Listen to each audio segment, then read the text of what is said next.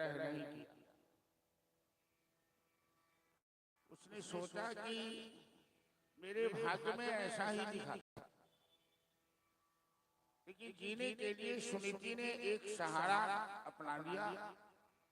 बगल में कोई आश्रम था जहां दैनिक सत्संग होता था। आज भी हमारे देश में कुछ ऐसे स्थान हैं जहां दैनिक सत्संग होता है। खास करके गुजरात में चले जाइए, क्योंकि मैं गुजरात में भी विद्यार्थी जीवन बिता चुका हूं 6 साल। मुझे मालूम है कि वहां के जितने बुजुर्ग लोग हैं, बाल बच्चे अपने पांव पे खड़े हो गए, तो गुजरात के सभी बुजुर्ग, बूढ़े बुजुर्ग घर की जवाबदेही से मुक्त हो जाते हैं। बाल बच्चों पर भार सौंपकर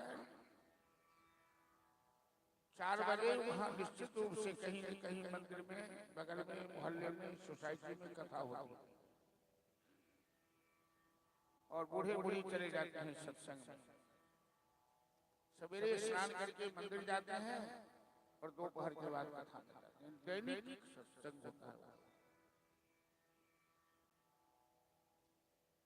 तो सुनीति बगल में आश्रम था, सत्संग में जाने लगी। सत्संग में जाने के बाद मानव के जीवन में कटुता नहीं रह जाती, दुख नहीं रहा। सत्संग में ऐसी बातें चर्चा होती है जो सुनने के बाद मन का बोझ हल्का हो जाता है। यदि आपके अंदर कहीं बहुत बड़ा दबाव है, बोझ है, समस्या है, उलझन है, टेंशन है, तो सत्संग में भगवान की लीला की चर्चा होती है, संतों की चर्चा होती है, भक्तों की चर्चा होती है, वैष्णवों की चर्चा होती है। और उन चर्चाओं के माध्यम से ऐसा लगता है कि जीवन में सभी समस्याओं का समाधान ही होता जाता है। इसलिए जीवन में सत्संग से अधिक महत्व किसी चीज का। बिना सत्संग से मानव जीवन का विकास संभव नहीं। बिना सत्संग से मानव के जीवन में दिव्यता नहीं आ सकती। बिना सत्संग से मानव के जीवन में सफलता, पूर्णता नहीं आ सकती। एक संत को दया आ गई सुनीति की। संत ने कहा, बेटी तुम इस युवती अवस्था में रोज सत्संग करने आती हो, तुम्हारे घर में सब ठीक ठाक तो है। वो तो चली जाती थी अपने परिवार से उठकर, क्योंकि सौतन झगड़ा करती है, कलह करती है, और सुनीति झगड़ा नहीं करना चाहती है, सत्संग में जाकर अपना समय बिताती है।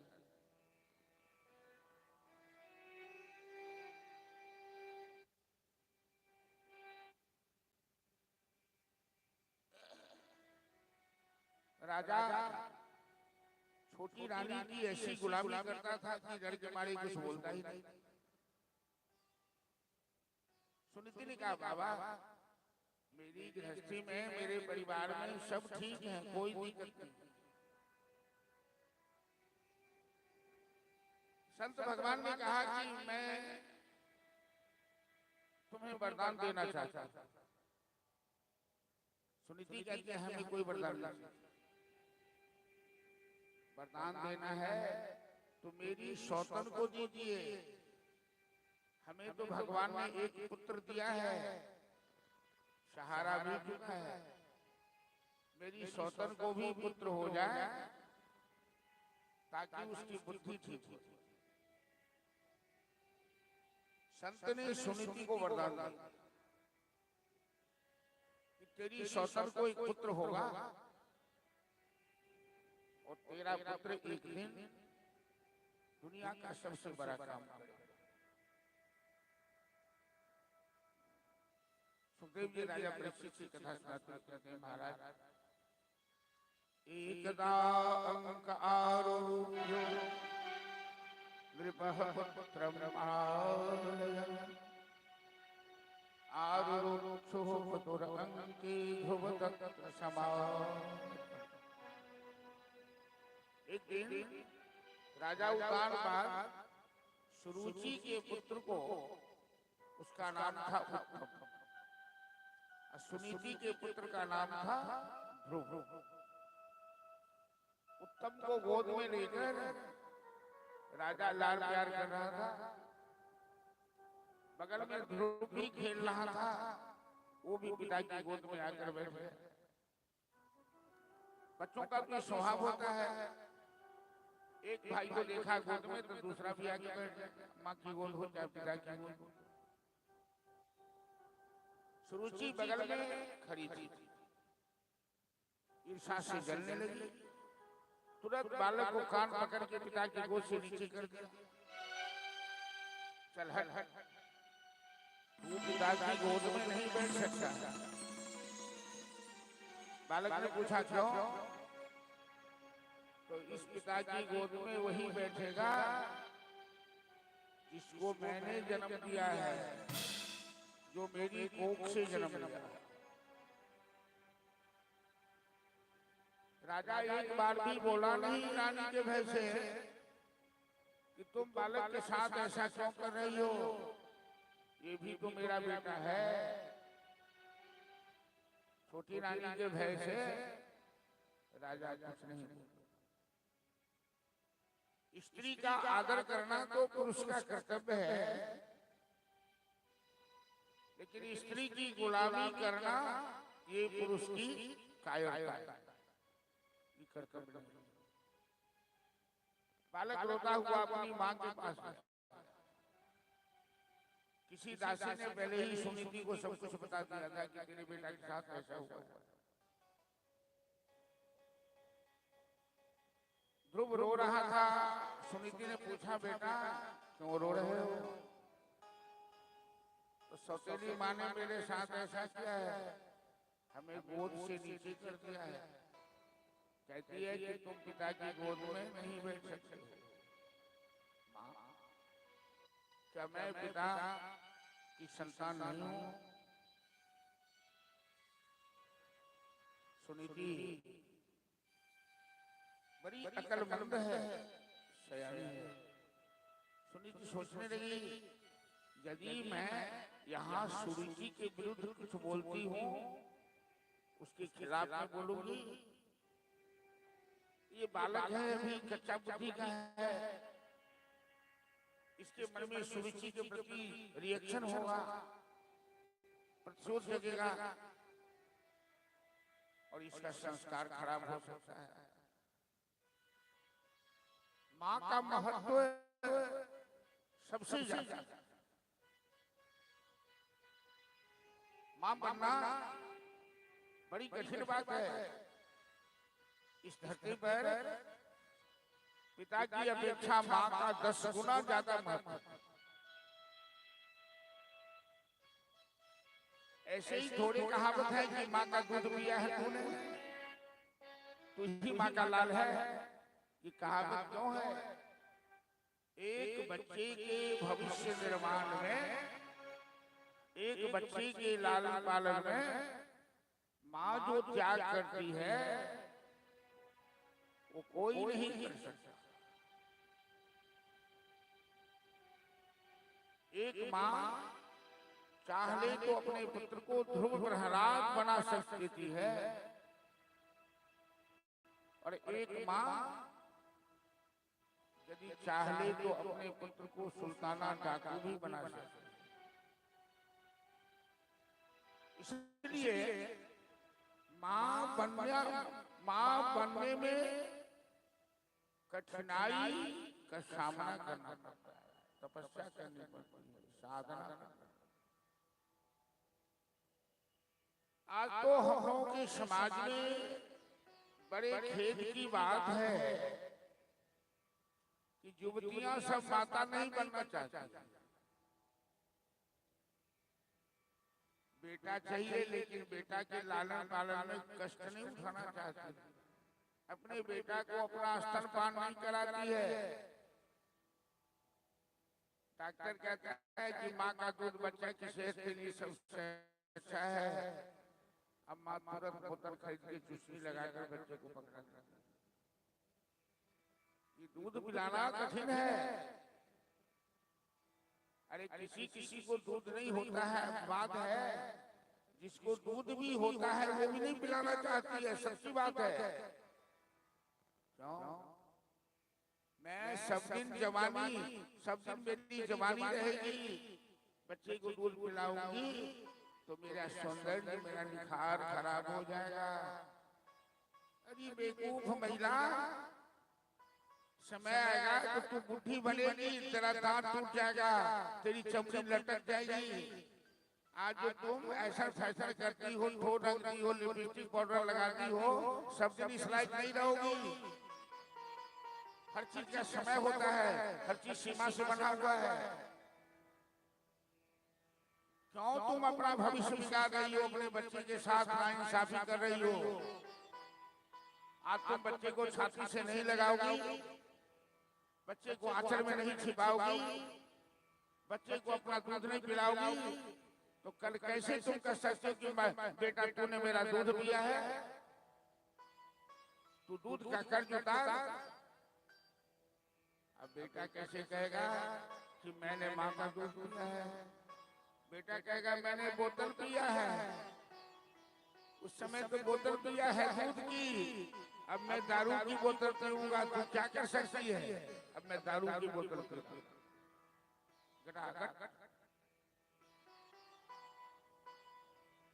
इसलिए ध्रुवोपाख्यान कथा के माध्यम से इस व्यास मंच से मैं यही निवेदन करना चाहता हूँ महिलाओं के प्रति कि अपने बच्चों के लालन पालन में थोड़ी भी कसर मत छोड़ो। बच्चे बिगड़ गए, इसमें माँ बाप ज्यादा दोषी है। छोटे बच्चे से अच्छा संस्कार दो। छोटे छोटे बच्चे को हॉस्टल में डाल देती है महिला से, के कपड़ा खींचे के नहते जनते हॉस्टल वाला सोने 5000 के बदला 10,000 लग गई। भाई की कमी नहीं थी, 2 नंबर के कमाई है तो देवे। कोई बच्चा सबसे लालन पालन से बच्चा कानत, बच्चा कपड़ा में गंदा करत, बच्चा रैक में पेशाब करत, तो मियाँ बीबी मिलकर जे हनीमून बनवई छी, सिनेमा देखोई छी, जहाज से केना हेतै?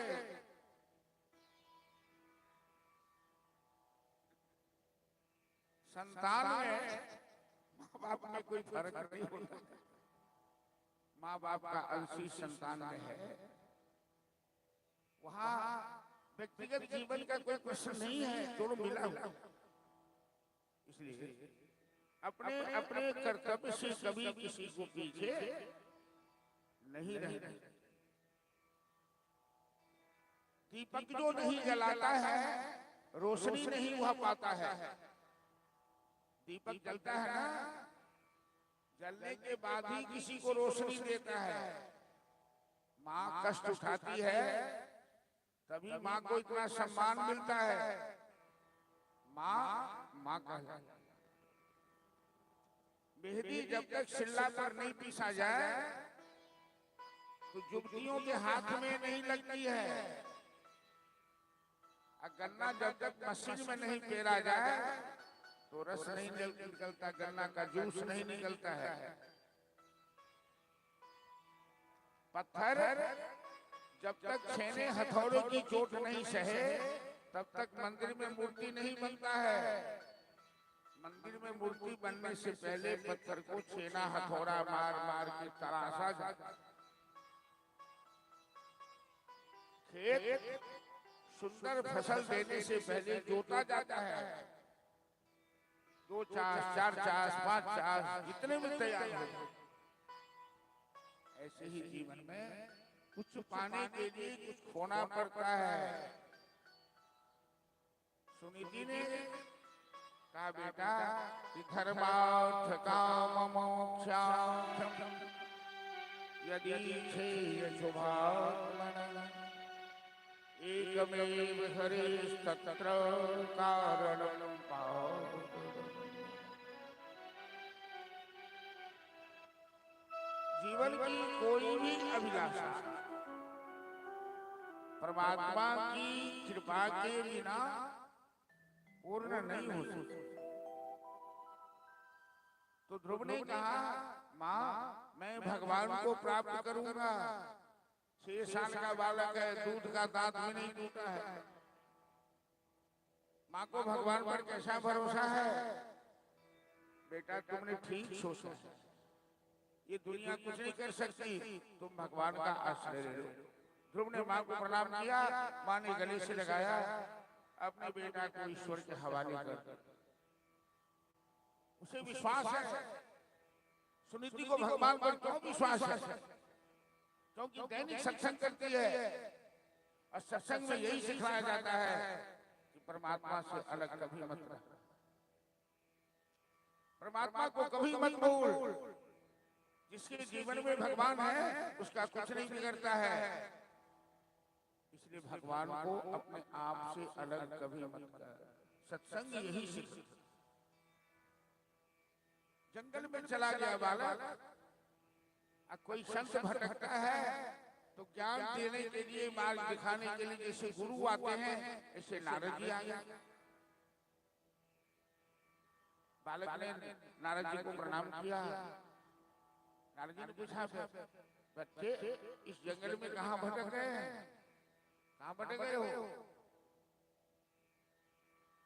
बालक कहता है, बाबा मैं भटका नहीं हूँ, मैं खोज में निकला हूँ परमात्मा की खोज। मैं भगवत प्राप्ति करना चाहता हूँ। नारद जी कहते हैं, रे तेरे दूध के दांत भी नहीं टूटे हैं, भगवान को पाना कोई आसान है क्या? बड़े बड़े ज्ञानी ध्यानी लगा निर्वाणी जन्म जन्मांतर कल्प क्रमांतर तक जो जुगाड़ करते धारणा ध्यान समाधि लगाते लगाते थक जाते हैं, भगवत प्राप्ति नहीं हो पाती है, तू कैसे प्राप्त कर लेगा? बालक ने कहा, बाबा कार्यम बा साधनामि देहम बाबा, मैं मनुवंश की संतान हूँ, या तो अपने जीवन के लक्ष्य को पूरा करूंगा या मैं अपने जीवन का अंत कर लूंगा, मैं लौट के नहीं जाऊंगा।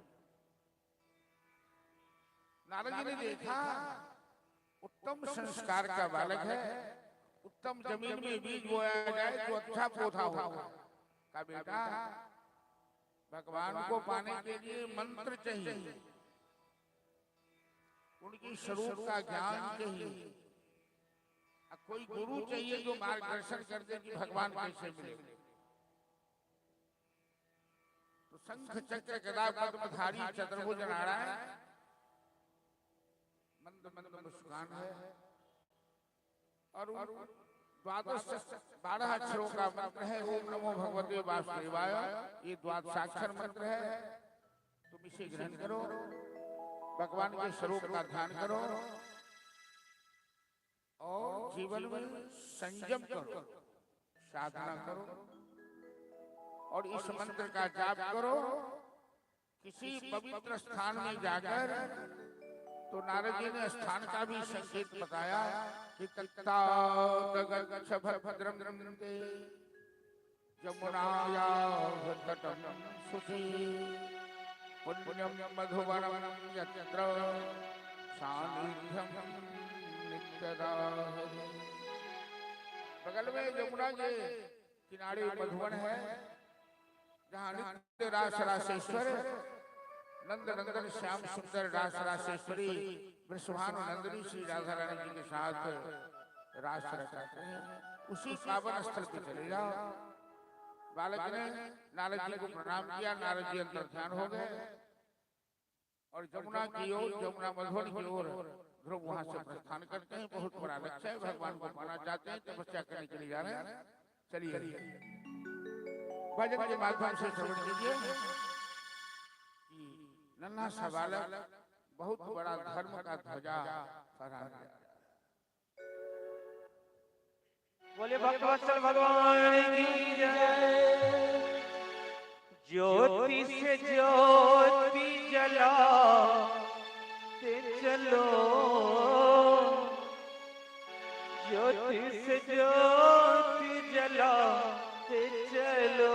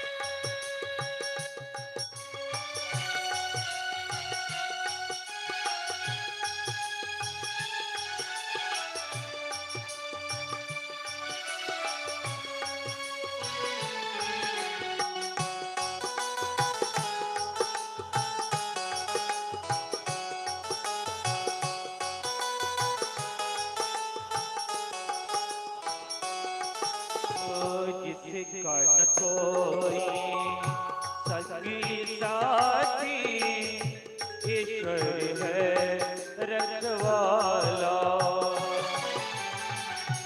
जो निर्धन है, जो निर्बल है, वो है प्रभु का प्यारा।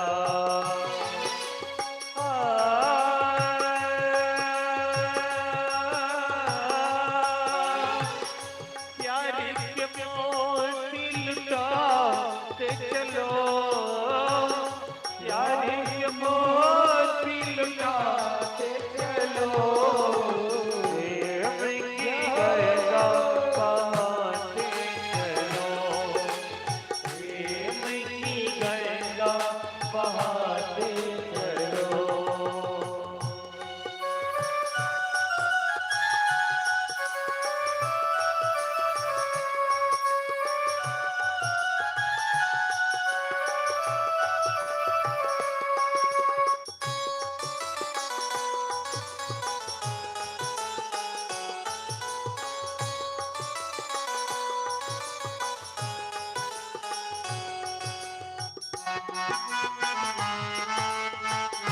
जय हो।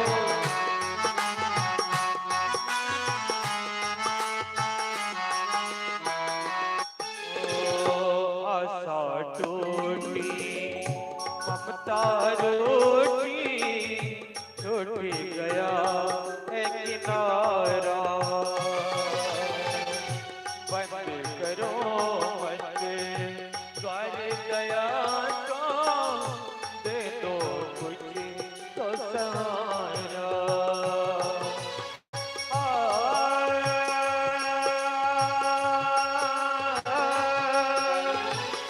दीप दया का जलाते चलो, दीप दया का जलाते चलो। प्रेम की गंगा बहाते चलो, प्रेम की गंगा बहाते चलो।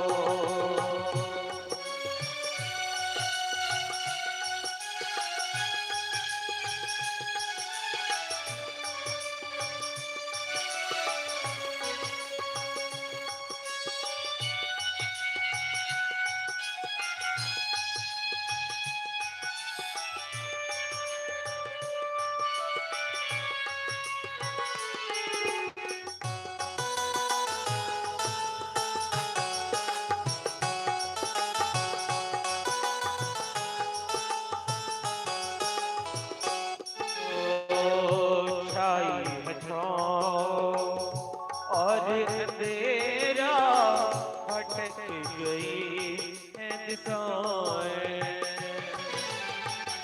मानव बन बैठा है दानव, इसको व्यथा सुनाए।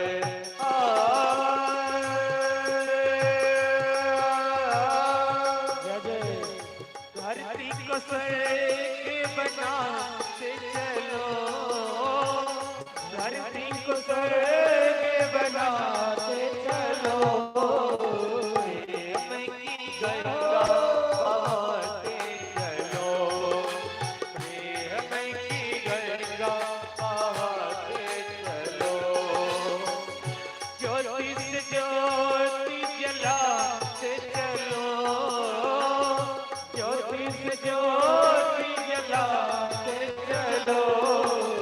प्रेम की गंगा बहाते चलो, प्रेम की गंगा बहाते चलो, प्रेम की गंगा बहाते चलो, प्रेम की गंगा बहाते चलो।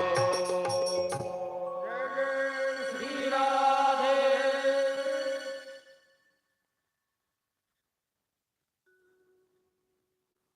यमुना स्नान करके बालक तपस्या के लिए बैठा, धीरे धीरे अन्न पे नियंत्रण करना शुरू किया।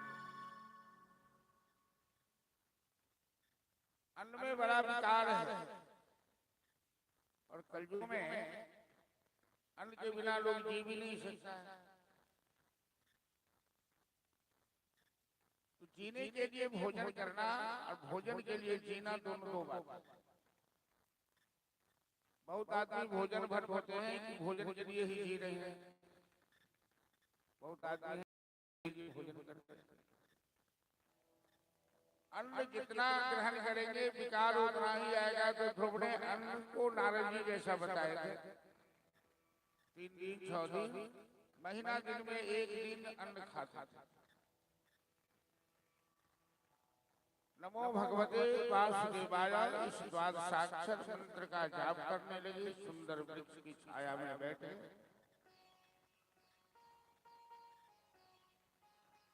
और बाद में अन्न भी छोड़ दिया। संत बोल भर वो भी छोड़ दिया, केवल पानी पीकर रह रहे। समाधि लग गई। इंद्रदेव ने बाधा भी डालना चाहा, वर्षा करके ध्रुव एक पांव में खड़े हो गए और इस द्वादशाक्षर मंत्र का जाप करते करते ध्रुव की अखंड समाधि लग गई।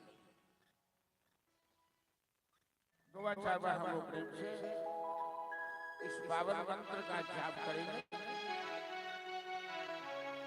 ओम नमो भगवते वासुदेवाय। ओम नमो भगवते वासुदेवाय।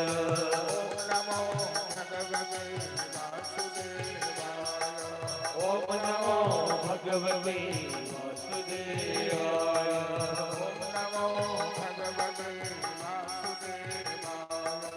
ओम नमो भगवते वासुदेवाय। वासुदेवाय। प्रेम से ताली बजाते हुए वासुदेवाय कृष्णदेवाय।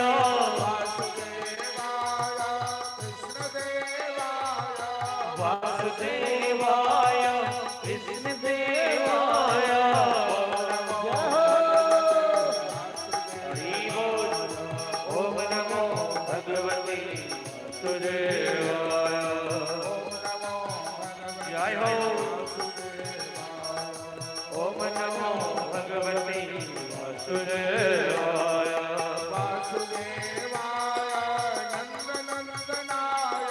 वासुदेवाय नंद नंदनाय। जय हो। वासुदेवाय रामचंद्राय। जय हो। ओम नमो भगवते वासुदेवाय। ओम नमो भगवते वासुदेवाय।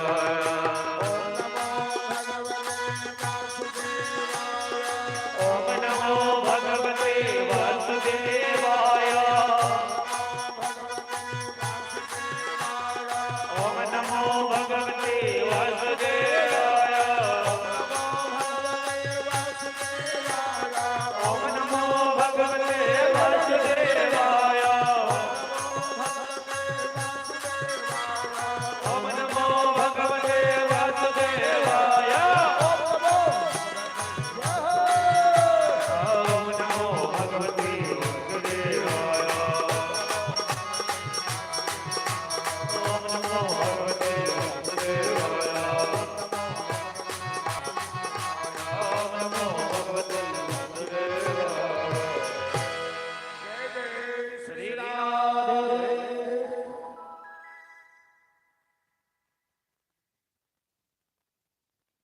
भगवान के नाम में वो सामर्थ्य है।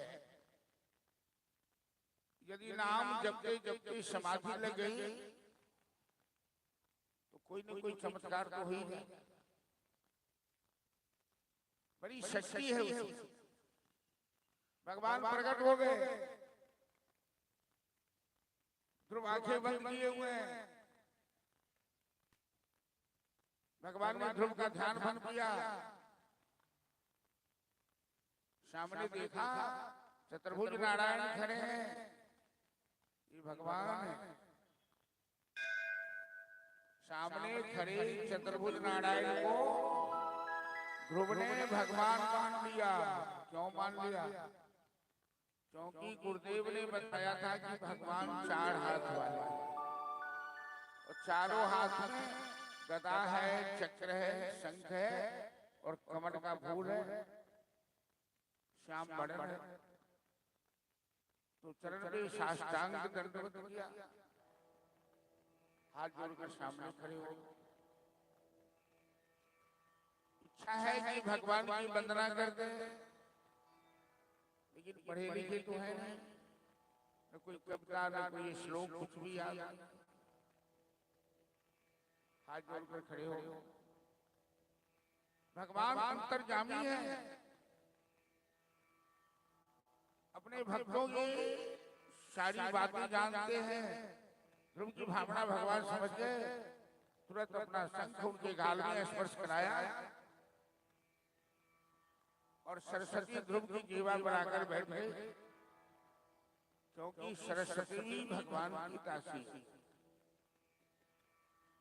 वेद वेदांत के श्लोकों से ध्रुव भगवान की वंदना करना चाहता। जो वन्तः प्रविश्य मम वाचैमां प्रसुप्तां सञ्जीवयन् अखिलशक्तिधरः सुधाम् अन्यास्तहस्तचरणश्रवणत्वगादि प्राणान्नमो भगवते पुरुषाय तुभ्यम्। 6 साल का बालक 6 महीना की साधना में भगवान का साक्षात्कार किया और कह रहे हैं कि मैं उन परमात्मा को प्रणाम कर रहा हूं जो मेरे अंतःकरण में प्रवेश करके मेरी सोई हुई वाणी को, सरस्वती को जगा दिया। मैं उन भगवान की वंदना कर रहा हूं कि जनमाया वशवर्त विश्वमखिलम ब्रह्मादि देवासुरा, जिनकी माया के अधीन ब्रह्मादि समस्त देवता, जिनकी इच्छा के विरुद्ध न कोई सांस ले सकता है, न एक पत्ता हिल सकता है।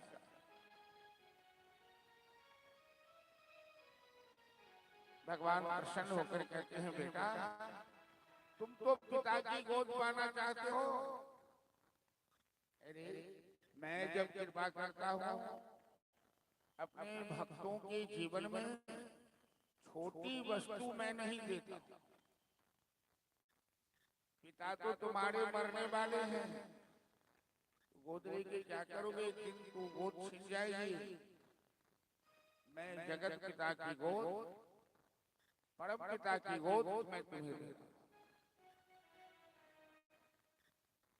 भगवान अपने भक्तों को देते हैं एक बार, और एक बार ऐसा देते हैं कि दोबारा लेने की जरूरत नहीं रहती। परम पिता की गोद ध्रुव पर देकर भगवान अंतर्ध्यान होता है। मनु उत्थान बाद सुनीति सुरुचि सभा में ध्रुव से मिलने के लिए। सुरुचि ने सबसे पहले ध्रुव को उठाकर गले से लगाया, रोने लगी। सुरुचि करके, बेटा मैंने तेरे साथ बड़ा गलत किया, मैंने तुम्हें अपमानित किया, पिता की गोद से बाहर किया। ध्रुव कहते हैं, माँ अरे तूने ही तो हमें भगवान से मिलाया है। तू यदि मेरा अपमान नहीं की होती तो मैं भगवान की शरण में छोड़े आया होता। ध्रुव सकलान जपौ हरि नाम, पायो परम अनुपम ठाव। ध्रुव ने गलानी से भगवान की शरण ली, परम पद को प्राप्त। राजा उत्तान बाद ध्रुव को राज सिंहासन पर बैठाया, संन्यास ले लिया। 36,000 वर्ष ध्रुव ने स्वराज साम्राज्य का संचालन किया, प्रजाओं का पालन किया। मृत्युदेव सामने आकर खड़े हो गए। ध्रुव ने काल पर विजय प्राप्त कर ली। जो महाकाल की शरण में जाता है काल पर विजय पा लेता है।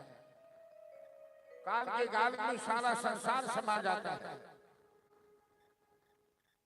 लेकिन काल को भी खाने वाला महाकाल है। भगवान महाकाल है। आज ध्रुव के लिए विमान आया, मृत्यु के मस्तक पे चरण रखा, अपनी मां के साथ ध्रुव परमपद प्राप्त किया, परमात्मा की गोद प्राप्त किया। ध्रुव आज भी अटल है। जन्म मरण की चक्कर से हमेशा हमेशा के लिए मुक्त हो जाना ही मुक्ति कहलाता है। एक भगवान नाम का आश्रय लेकर के ध्रुव ने ध्रुव प्राप्त किया है। इसलिए हम लोग कलयुग के निवासी हैं। और इस कलिकाल में पूजा पाठ जग जाप तप व्रत दान पुण्य कुछ पार लगे नहीं लगे, अगरबत्ती नहीं जलाओ जाओ, कथा सुनो बैठो, अगरबत्ती धो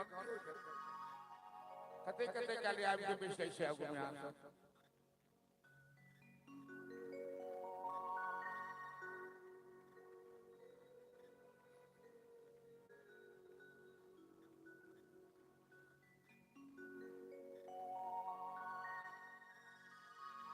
ज्यादा धुआं हो छे तो खांसियो हो लगे छे, एनहारो हो जाए छे।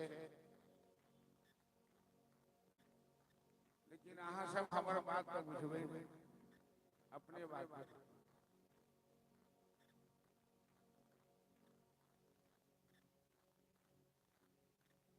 2-3 दिन पहले जहन ठंडी छ लोग ठिठुरै छला, कोनो ठंडी के लेकिन अब कम।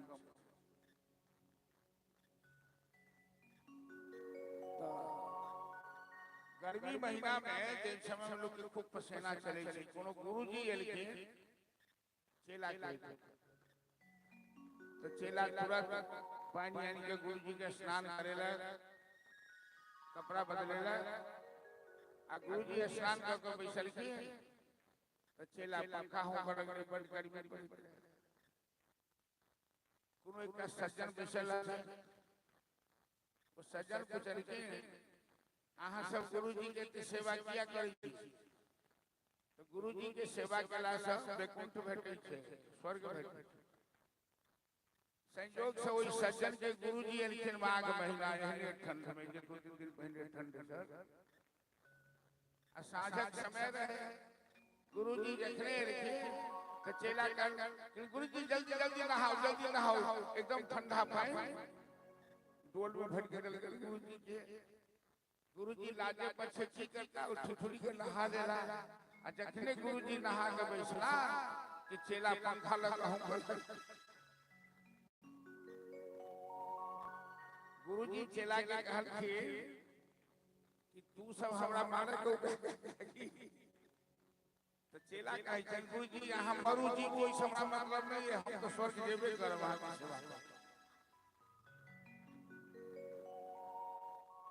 बेर बेर कहै छी बेसी मुट्ठा के मुट्ठा अगरबत्ती जलेबै तो धुआं से एनहारो भ जाय छै, खांसियो होय छै। अब कोनो सज्जन भक्त कहते चाहे छी यहाँ मरु जीव ओइ हमरा मतलब नहीं, हमरा अगरबत्ती जलेबै। अगरबत्ती 2-4 को जलाया जाय छै, छंत्र जी छथिन ओ सब जलाय दै छथिन।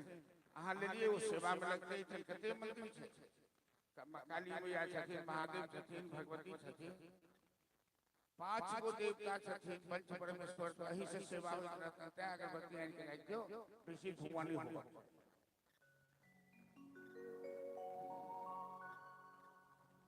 राम के चलो राम राम के भजन करें। राम कहने से तर जाएगा। ध्रुव ध्रुव पद कैसे प्राप्त कर लिया? केवल राम नाम का सहारा लेकर एक पैसा खर्चा नहीं है। अब बिना नहाए भी जप सकते हैं राम नाम, सोए सोए भी जप सकते हैं, शौच शौच में भी जप सकते हैं।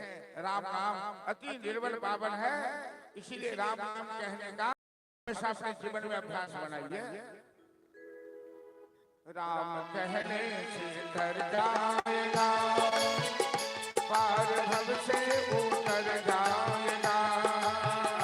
राम कहने से उतर जाएगा, पार भव से उतर जाएगा। राम कहने से डर जाएगा, पार भव से उतर जाएगा। राम कहने से उतर जाएगा, पार भव से उतर जाएगा। राम कहने से डर जाएगा, राम कहने से डर जाएगा, पार भव से उतर जाएगा। पार भव से उतर जाएगा।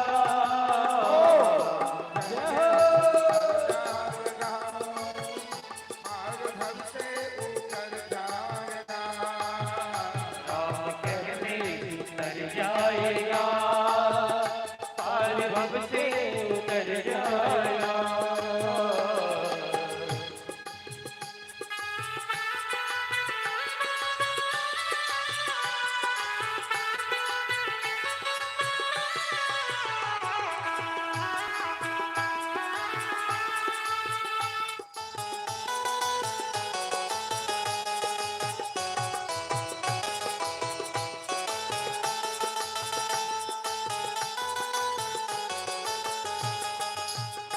बड़ा मुश्किल से नर्तन मिला, बड़ा मुश्किल से नर्तन मिला, बड़ा मुश्किल से नर्तन मिला। बड़ा मुश्किल से नर्तन मिला।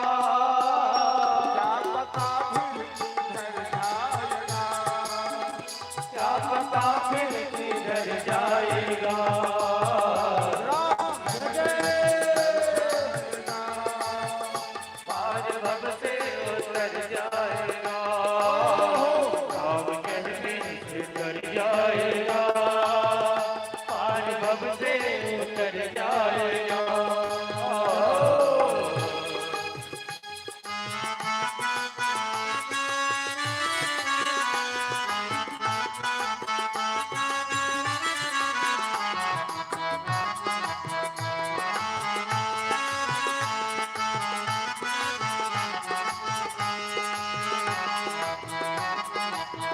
जय हो।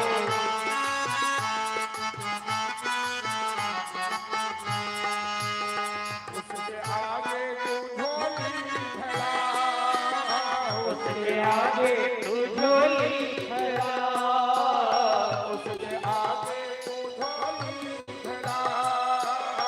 उसके आगे तू झोली फैला। दाता झोली को भर जाएगा, दाता झोली को भर जाएगा। जाएगा। पार भव से उतर जाएगा। कहने से उतर जाएगा, पार भव से उतर जाएगा।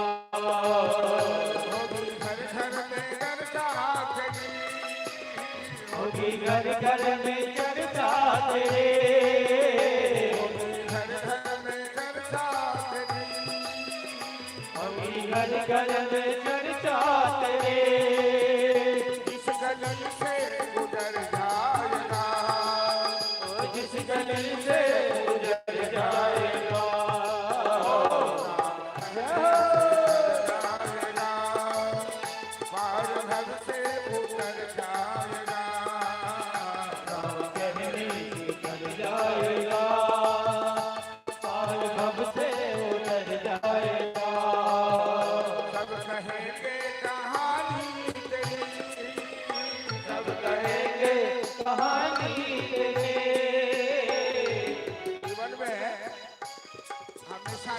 रखो कि ऐसी करनी करके जा कि मरने के बाद भी लोग तुम्हारी चर्चा करें, तुम्हें दुआ दें, तुम्हारी इच्छा करें। ऐसी करनी करके मत जा कि मरने के बाद लोग गालियां दे, अच्छा हुआ भागा मर गया, ऐसा मत करना। सब कहेंगे कहानी तेरी, सब कहेंगे कहानी तेरे, ऐसी करनी तू कर जाएगा, ओ ऐसी करनी को कर जाएगा। जय जय पागल से उतर जाएगा, राम कहने की कर जाएगा, पागल से उतर जाएगा।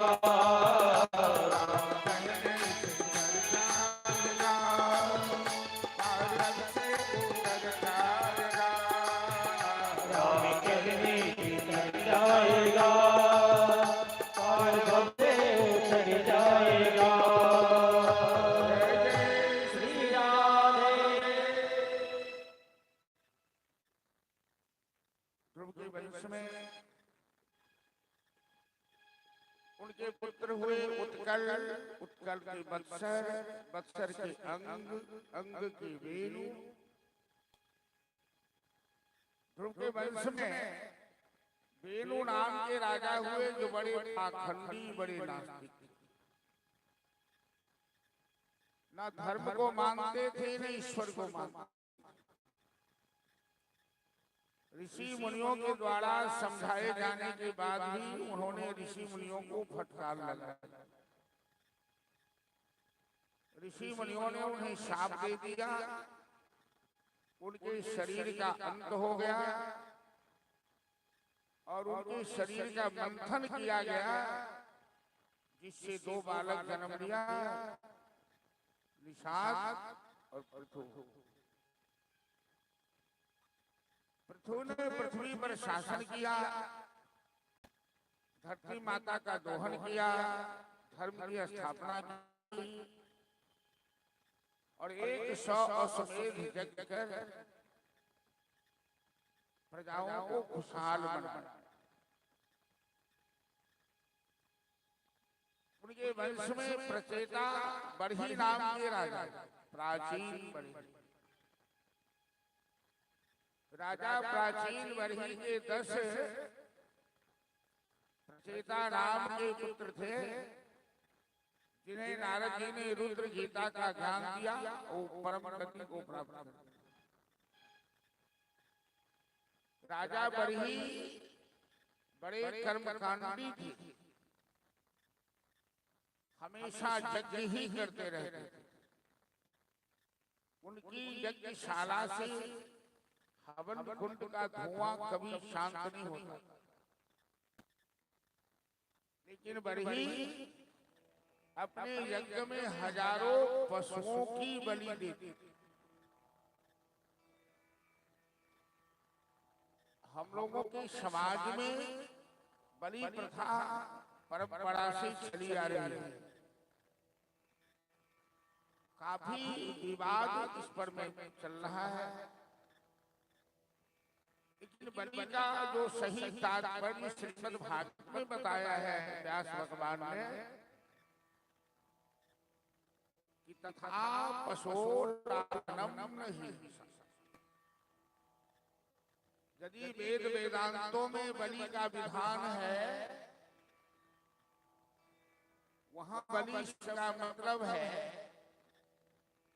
ज्ञान रूपी तलवार के द्वारा अज्ञान रूपी पशु का स्पर्श करना। आलंबन शब्द, आलंबन मतलब संस्कृत में होता है स्पर्श करना। मतलब अज्ञान रूपी जो पशु आपके अंदर है, काम है, क्रोध है, हिंसा भाव है, मद है, इनको ज्ञान रूपी तलवार से बलि दीजिए, मार डालिए। ऐसा तो लोग कर नहीं पाते हैं। बदले में बकरे बकरी को सस्ता मिल गया, सस्ता जान है, काटकर भगवती के नाम पर मांस खा लेते हैं, मूड़ी बांट लेते हैं, कलेजी बांट लेते हैं, कहते मैंने भगवती को प्रसाद चढ़ाया है, जो सर्वथा गलत। नारद जी आए, राजा बलि को समझाया कि तुम बलि का तात्पर्य नहीं समझते। शास्त्र में बलि का विधान है, लेकिन विधान का मतलब है रोकना। प्रवृत्ति रेश भूताना निवृत्तिस्तु महाफल। मानव की नैसर्गिक मृत्यु होती है, निम्न की ओर दौड़ती है। पानी और मन की गति हमेशा नीचे की ओर दौड़ती है। उससे निवृत्त करना, उसे रोकना। तो बलि का विधान बताया, ऐसे बकरे को काटो जिसके कान इतने फीट लंबे हो, जिसका रंग चितकबरा हो, जिसकी गर्दन लंबी हो। ऐसे बकरा केवल राजस्थान में पाया जाता है। यहाँ तो किसी बकरे को पकड़ लिया, गर्दन काट दिया, बकरी बेचारे बच्चे को जन्म देकर और भगवती से प्रार्थना करती है, हे जगदम्बा, हे माता, तू तो जगतारिणी हो, अपने संतान का रक्त पीती है। कोई माता अपने का मांस खाती है, तू कैसे खाती हो? हे जगतारण माई, हे जग जननी, हे जगतारण माई, हे जग जननी। अब काह तोहरा दुअरा मुड़िया छुपाला, कहत बकरिया का।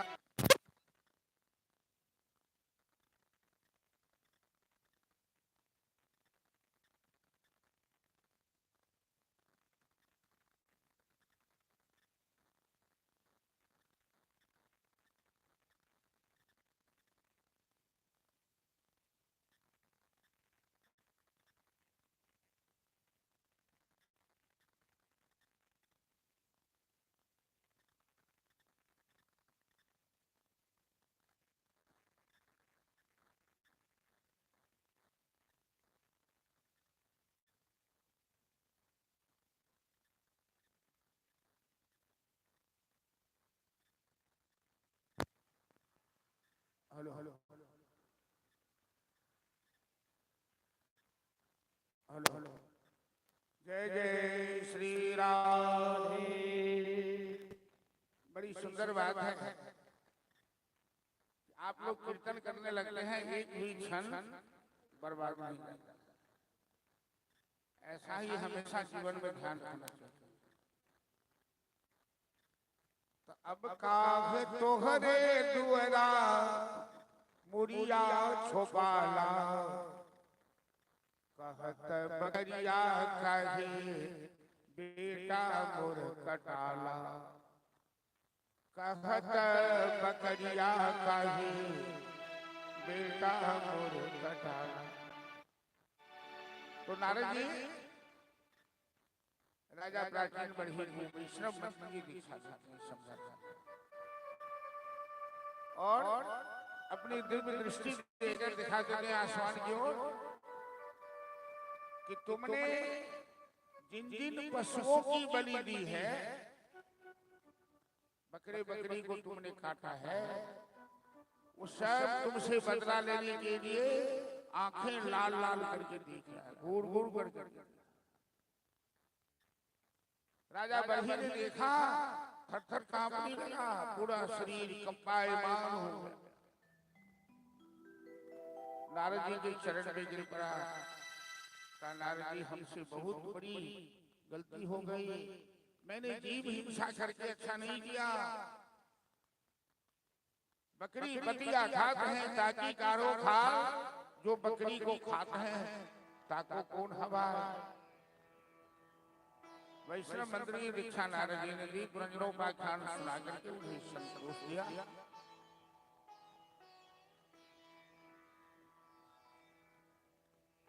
मनु महाराज के दूसरे पुत्र थे प्रियव्रत। अंत में उन्होंने ब्रह्मा की बात मानकर विवाह किया। प्रियव्रत के वंश में नाभि नाम के राजा नाभि के ऋषभदेव नाम के पुत्र, जो जैन संप्रदाय के प्रवर्तक माने जाते हैं। ऋषभदेव के 100 पुत्र, बड़े पुत्र का नाम था भरत, जिनके नाम पर इस देश का नाम पड़ा भारतवर्ष। ये जो आर्यावर्त है, आर्यों की भूमि, इसका नाम भरत के चरित्र के आधार पर भारतवर्ष नाम पड़ा। ऋषभदेव ने वैराग्य लेने से पहले अपने सभी पुत्रों को बैठाया। 100 पुत्र थे। सबसे बड़े पुत्र भरत को सबसे आगे, उसके पीछे 9, उसके पीछे 18, उसके पीछे 36, 100 पुत्र को बैठाकर ऋषभदेव शिक्षा देते हैं कि पुत्रों, देहि देहभाजामृणो कष्टां कामान् नरहते भुजांगमे तपो दिव्यं पुत्रकामेन यस्ति शुद्धेत समात् ब्रह्मसौख्यमनन्तम्। ऋषभदेव अपने पुत्रों को शिक्षा दे रहे हैं। हम लोगों को भी अपने जीवन में अपनी औलाद को ये शिक्षा देनी चाहिए। जब उत्तराधिकार सौंपिए तो शिक्षा दीजिए कि बेटा, आजकल के माँ बाप कहते हैं नौकरी पकड़ने वाले बेटा को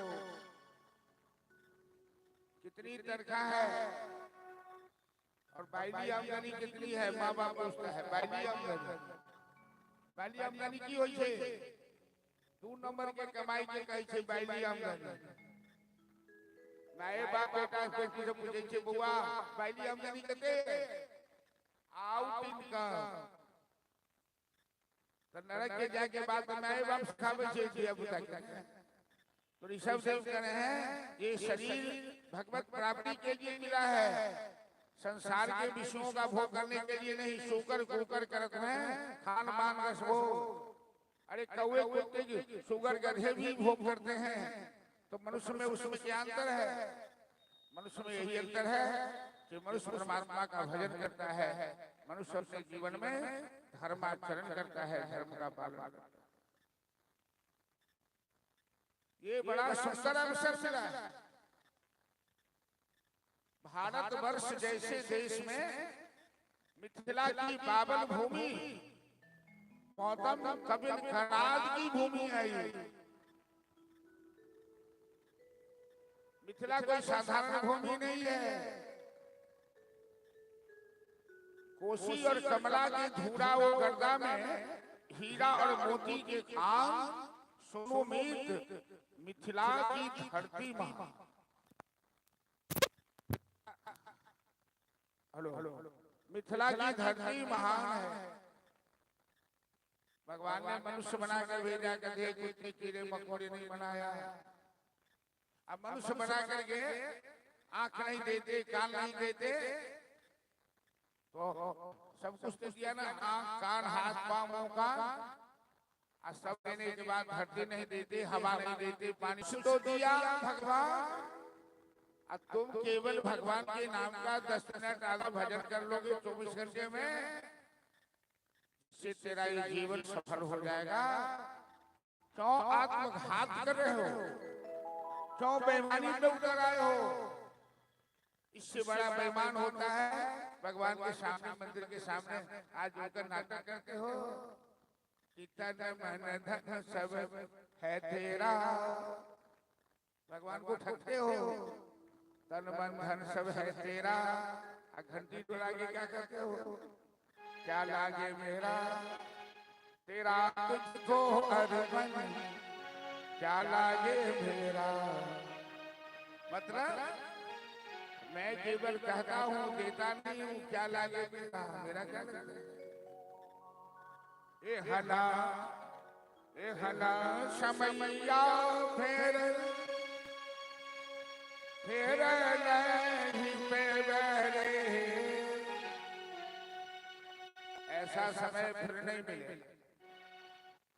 और भवसागर से बेड़ा पार करने के लिए सबसे सरल सुंदर, सबसे सरल भगवान का नाम है और सबसे सुंदर तरीका है। हेलो, अब छोड़ देंगे ना मुझे, हम छोड़ देंगे। केवल राम नाम का आश्रय ले लीजिए। चलिए आप लोग भी पकड़िएगा नया भजन। हम लोग यदि नित्य रूप से, दैनिक रूप से स्नान शवानी करते हैं, 100 दिन नहीं, ऐमें 100 आदमी चीजें 100 दिन नहाई छी, हाथ उठाओ अथो आदमी हाथ उठाते, अब धीरे धीरे सब उठा। अच्छा चलो रखो, और नहीं नहा वाला आदमी हाथ उठाओ। ये दिखा रहा है, अरे पैन ठंडा चाहिए, नहीं नहा। राम नाम की नदियां बह जाए, इसमें कोई नहा। राम नाम की नदी में नहा लियो, नहीं हो नहा तो अपवित्र पवित्रो वा हो जाए। नहा ले मन मारे, नहा ले मन मारे, उमगी नाम नदिया, नहा ले मन मारे उमगी। हेलो, कहीं आवाज बना।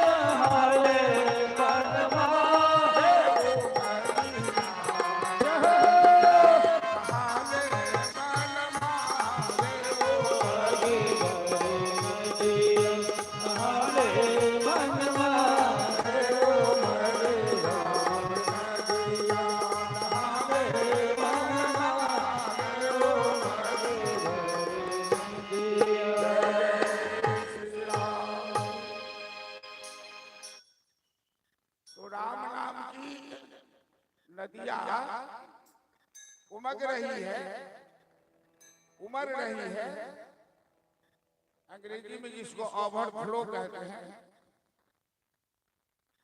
जितना स्नान करना है कर ले। ऋषभदेव कहते हैं पुत्रो ये सुंदर अवसर है,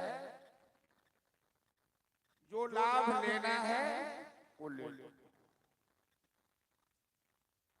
उनके 81 पुत्र कर्मकांड में लगे, 9 पुत्र 9 द्वीप के शासक हो,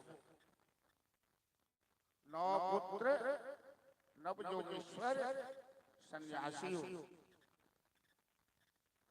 और सबसे बड़े पुत्र भरत सम्राट बने, धर्म पूर्वक प्रजाओं का पालन किया, और पुनः भरत जी भी संन्यास ले लिए, अपने पुत्र को राज सौंप। गंडकी नदी के किनारे तपस्या कर रहे थे, एक मृग शावक पानी में बहता जा रहा था। भरत जी उसे आश्रम में ले उसकी रक्षा की, घास खिलाकर दूध पिलाकर उस बच्चे को बचाया। लेकिन उस बच्चे में उनका आकर्षण इतना बढ़ने लगा कि भजन भाव पूजा पाठ सब भूल गए। मृग का बच्चा तो जंगल चला गया, वापस लौट के नहीं आया। उसी की चिंता करते हुए उन्होंने शरीर त्याग दिया। मरते समय जैसी भावना होगी अगला शरीर वैसा ही मिलता है। मृग शावक की चिंता करते हुए भरत जी ने शरीर त्यागा। अगला जन्म मृग योनि में हो। मृग योनि जब प्राप्त हुई तो बड़ी चिंता बढ़ गई। उन्होंने शीघ्र ही ये शरीर त्यागा। पुनः अगला जन्म ब्राह्मण वंश में हुआ।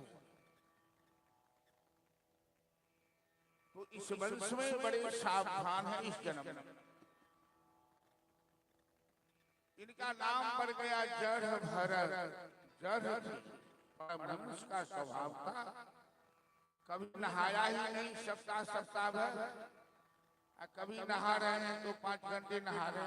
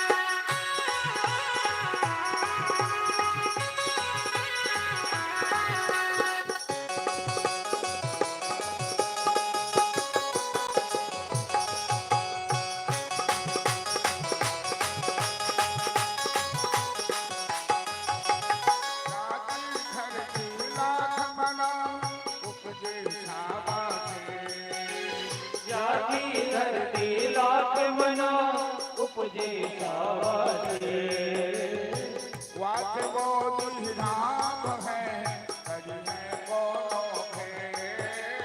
वाजे मोदी राम है हरे कोनो भेद।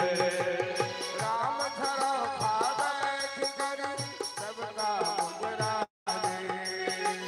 राम धरो का बैठ कर सबका मुजराले। ओ जैसी जिसकी चाहत थी वैसा उसको दे। जैसी जिसकी चाह है वैसा उसको दे। राम जी की लीला राम का भेद, आजा खिला खाजा दे। राम जी की क्रिया राम जी सके आजा चिड़िया आजा के। राम जी की लीला राम का भेद, आजा खिला घर भर दे। राम जी की क्रिया राम जी सके आजा चिड़िया भर भर के। आजा खिला खाजा दे। ओ आजा चिड़िया आजा के। अरे खाजा खिला घर भर दे। ओ आजा चिड़िया भर भर के। राधे।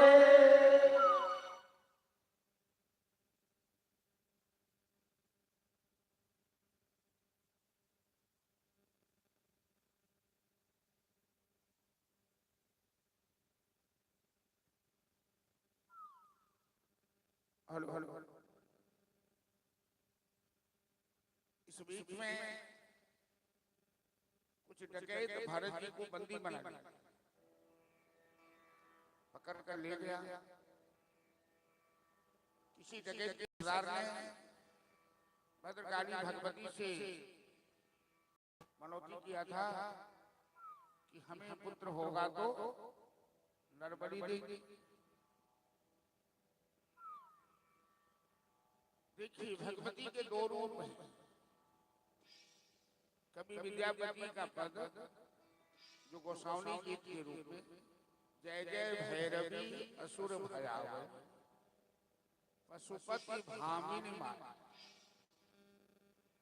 तो भगवती असुरों के लिए राक्षसों के लिए भैरवी रूप और अपने भक्तों के लिए माता की रूप। आपकी जैसी भावना है भगवती वैसा फल देती है।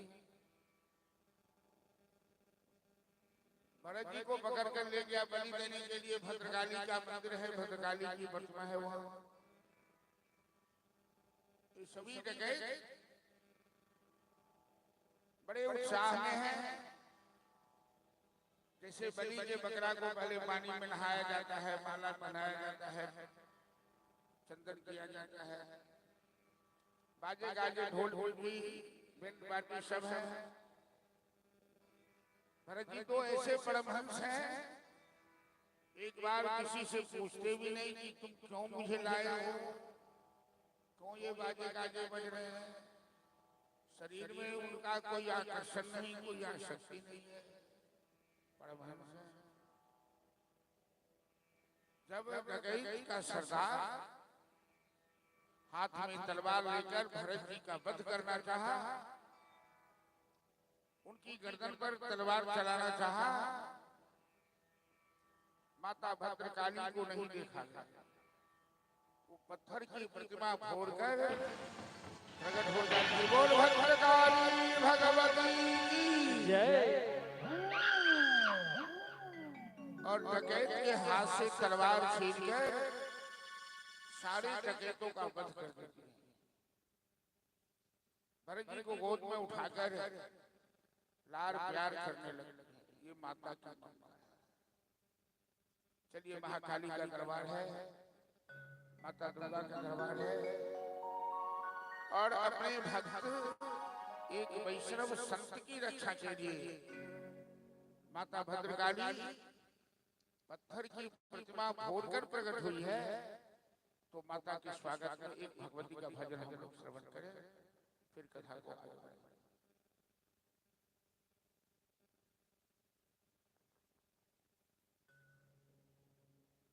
श्री राधे। बोलिए दुर्गा महारानी की जय।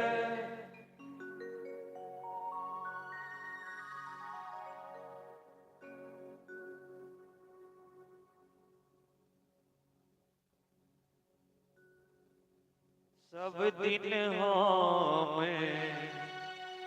पूजै छी मैया, हमरा दिसिन तकै छी ये। सब दिन हम पूजै छी मैया, हमरा दिसिन तकै छी। बेर बेर हम चरण परै छी, हमरा किए बिसरै छी। बेर बेर हम चरण परै छी, हमरा किए बिसरै छी। हमरा किए बिसरै छियै मैया, हमरा किए बिसरै छियै। हमरा किए बिसरै छियै मैया, हमरा किए बिसरै छियै। सवेरे हम पूजै छी मैया, हमरा किए बिसरै छियै। सवेरे हम पूजै छी मैया, हमरा किए बिसरै छियै।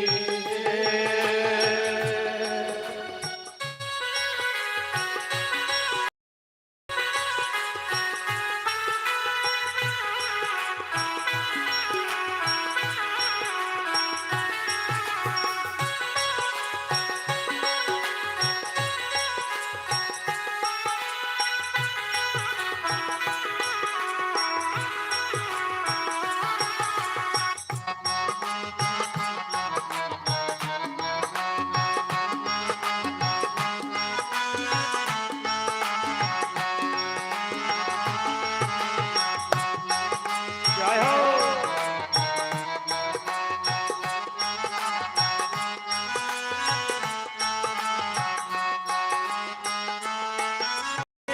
माई के ममता के देलै, दोसर नहीं बुझैया। माई के ममता के देलै, दोसर नहीं बुझैया।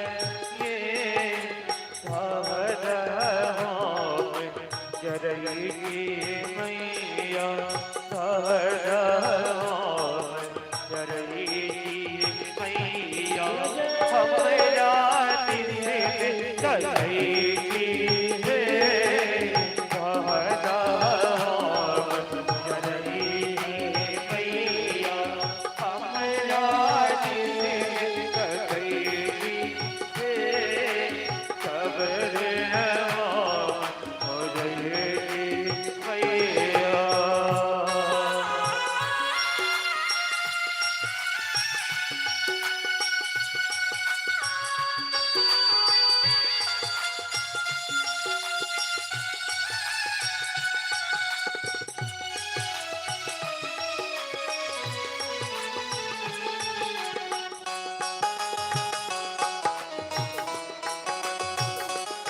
जय हो। हरि बोल। प्रेम से ताली बजा दो।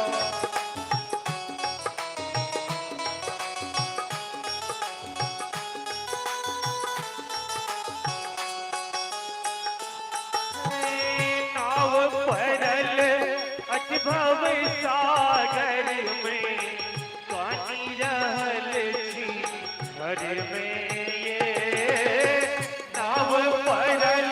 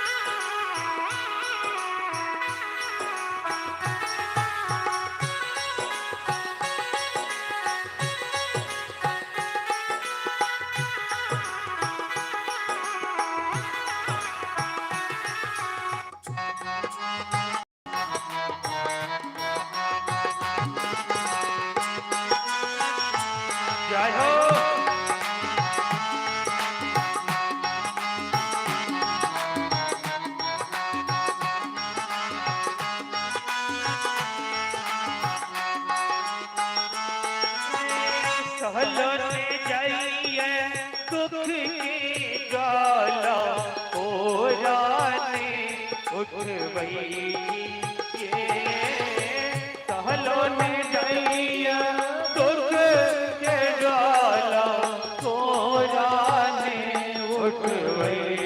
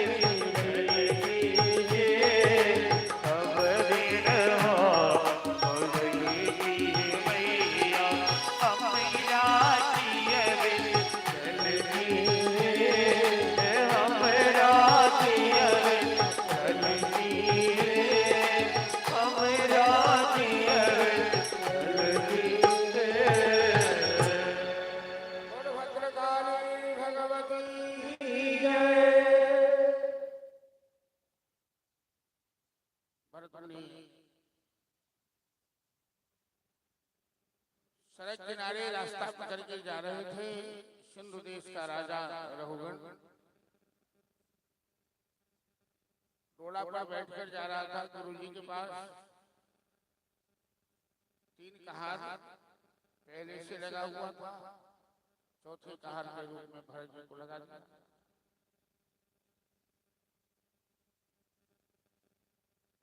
इन कहारों की चाल में तालमेल नहीं रहता। भरत जी कभी धीरे चलते हैं तो कभी छलांग लगाते हैं।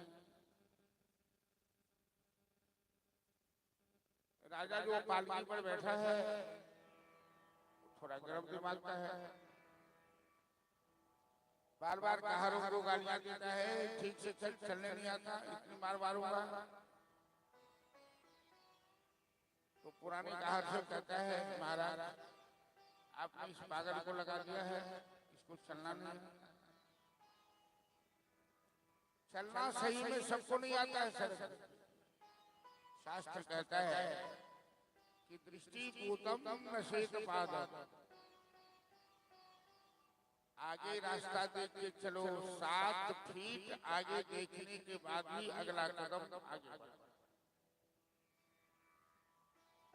यहाँ तो चलता है मनुष्य मोबाइल में बात कर रहा है, बीच सड़क पे जा रहा है, गाड़ी वाला पीछे से औरत ले रहा है, उसमें भी वो कान में वो छुच्छी लगा लेता है, ईयरफोन, कुछ सुनाई भी नहीं देता। चलता है उधर, दिखता है उधर। तो भरत मुनि को राजा कहता है मूर्ख तुम्हें चलना नहीं आता। भरत मुनि बोलते नहीं थे, लेकिन राजा की बात सुनकर के बोले ये राजा तू खुद महामूर्ख लगता है, तुमको खुद चलना नहीं आता, दूसरे के ऊपर को चलना नहीं आता। गुरु के पास कोई डोला पे बैठ के जाता है, मारने की धमकी दे रहे हो तो मारोगे किसको? शरीर तो जड़ है, आत्मा तो सबसे अजर अमर अविनाशी है। इस तरह की जब तात्विक बात भरत जी बोलने लगे तो राजा का दिमाग चकरा गया। जिस व्यक्ति को राजा पागल समझता था वो तो परम ज्ञानी है। नीचे उतरा, देखा जनेऊ पहने हुए, ये तो ब्राह्मण देवता है। तुरंत राजा पांव पे गिर पड़ा, क्षमा मांगने लगा। महाराज ना हम विशंसे सुरराज वज्रा न तक्षसूला नयमस्य दंडा। हमें न शिव के त्रिशूल से, न महादेव के त्रिशूल से, न नारायण के चक्र से डर है, न काल के दंड से, न इंद्र के वज्र से। लेकिन ब्राह्मण का शाप बड़ा खराब है, हमें शाप मत देना। मैंने आपको पहचाना नहीं, आप हैं कौन? कस्तम निगूढ़ सरसी विराजमान, आप असली रूप छिपाकर, ये पागल का रूप बनाकर विचरण करने वाले कौन हैं? क्या भृगु हैं, क्या च्यवन हैं, क्या अत्रि हैं, क्या लोमश हैं, कौन है आप? भरत जी कहते हैं हम पुरा भरतो नाम राजा, मैं भरत नाम का राजा था। ये संसार क्षणभंगुर है, नाशवान है, संसरणशील है। मैं सब कुछ छोड़कर प्रभु के चिंतन में मस्त रहता। रघुगण कहता है आप जैसे ज्ञानी गुरु ढूंढने से भी नहीं मिलते। ये तो भगवान की कृपा की आपका दर्शन हो गया, मैंने आपको अपना गुरु बना लिया है, आप हमें शिष्य स्वीकार कर लीजिए। मैं आपसे जानना चाहता हूं कि मानव का लक्ष्य क्या है, मानव का जीवन कैसे सुखी होगा। भरत मुनि कहते हैं राजन रहु गणितसानयाति न चैद्याद निर्वपलाद विहादवा न छंदसादैव जलाग्नि सूर्यः बिना महत पादरज। हे रघुगण, मानव का जीवन सुखी सूर्य चंद्र अग्नि की पूजा करने से, दान व्रत करने से, काव्य छंद शास्त्र पढ़ने से, यज्ञ तप करने से किसी तरह सुखी नहीं हो सकता। हम सब आदमी जीवन में सुख प्राप्ति की इच्छा करते हैं, सुख प्राप्ति के लिए ही जो भी कुछ करते हैं, यज्ञ करते हैं, व्रत करते हैं, दान करते हैं, पुण्य करते हैं, शास्त्र पढ़ते हैं, क्या क्या नहीं। तो भरत मुनि कहते हैं इन सब कुछ करने से जीवन सुखी नहीं हो सकता।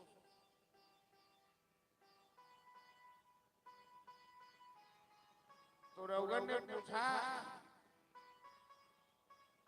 आखिर जीवन सुखी होगा कैसे? कहा बिना महत पाद, संत शरणागति होने के बाद ही मानव के जीवन में सुख आ सकता है, सुख मिल सकता है।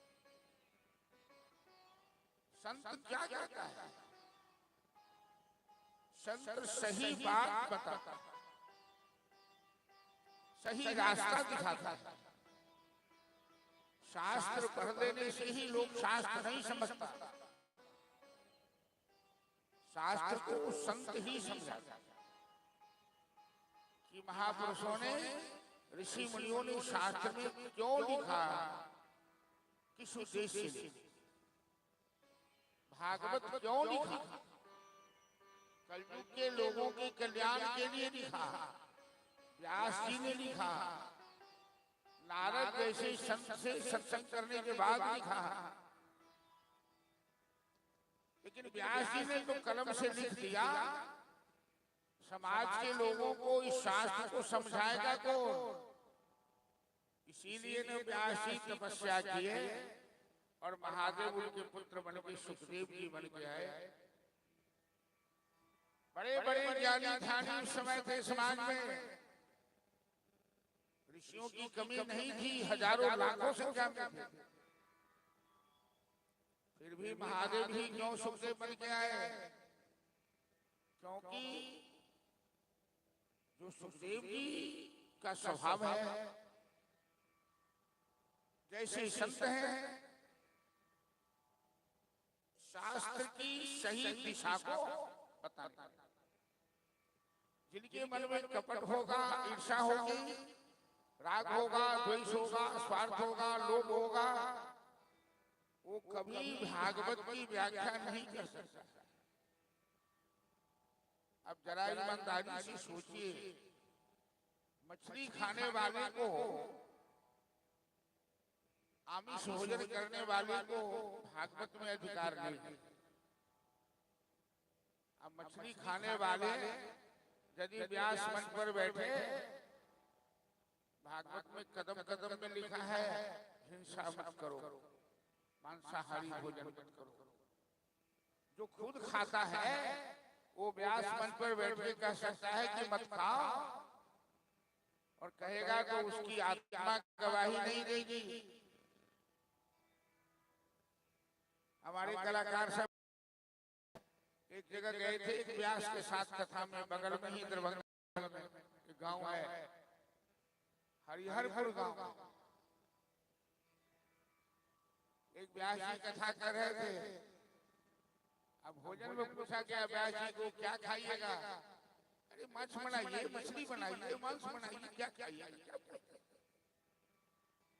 जितना खाना है खाइए। ऐसे आदमी यदि भागवत की व्याख्या करे तो क्या श्रद्धालुओं का ज्ञान हो सकता है? जाका गुरु भी अंधा, गुरु अंधा हो तो शिष्य को रास्ता बताएगा क्या? दोनों कुआं में गिर जाएगा, पोखरी में डूबकर मर जाएगा। इसलिए भरत मुनि कहते हैं संत जब तक नहीं मिलेंगे, संत दरस जीव पातक। मैं बता रहा हूं, भरत जी कहते हैं प्राचीन काल की एक घटना है, इतिहास है कि अजामिल जैसे पापी संत के दर्शन होते ही उसका उद्धार कैसे हो। दृष्टांत देकर समझा रहे हैं कि कालकुब्ज प्रदेश में अजामिल नाम का ब्राह्मण था। पहले तो संस्कारी था, लेकिन किसी बुरी संगति में पड़ गया, वेश्या के साथ रहने लगा, वेश्या से ब्याह करने लगा। बाद में चोरी, डकैती, जुआ, मदिरा, सब कुछ बुरा कर्म करने लगा। अजामिल अपने इलाके का मशहूर डाकू में ख्याति पा लिया। 9 बच्चे थे अजामिल के उस वेश्या से। एक बार कुछ संत भगवान की टोली, संत तो चलता फिरता तीर्थ है, घूमते फिरते रहते, एक जगह संत तो रुकते नहीं। जैसे पानी एक जगह रुक जाए तो पानी गंदा हो जाता है। यदि संत एक जगह डेरा डाल दे तो संतों के चरित्र में भी दोष आ जाता है। इसलिए चलता हरता जो भी बहता, दोनों पानी जब तक बहता है तब तक स्वच्छ। संत जब तक चलता फिरता है तब तक स्वच्छ है। तो शाम का समय हुआ तो संतों ने पूछा कुछ बच्चों से, इस गांव में यदि कोई वैष्णव होगा, आशा जी हमारी यजमान है, प्रहलाद जी की धर्म पत्नी, पूरा परिवार सेवा में। अब इस बार तो दूसरी आशा मिल गई, आशा मिलके महाआशा हो। और यहाँ के श्रद्धालु लोग सब परेशान करते हैं, हमारे घर तो हमारे घर सेवा का अवसर सौभाग्य पाना चाहिए। तो वैष्णव कोई है जो संतों को रात में भोजन करा सके? संत तो अवैष्णव के घर भोजन करते थे। बच्चों ने मजाक कर दिया, एक डाकू के यहाँ भेज दिया संतों को, अजामिल के घर। अजामिल बड़ा डाकू का वही एक वैष्णव।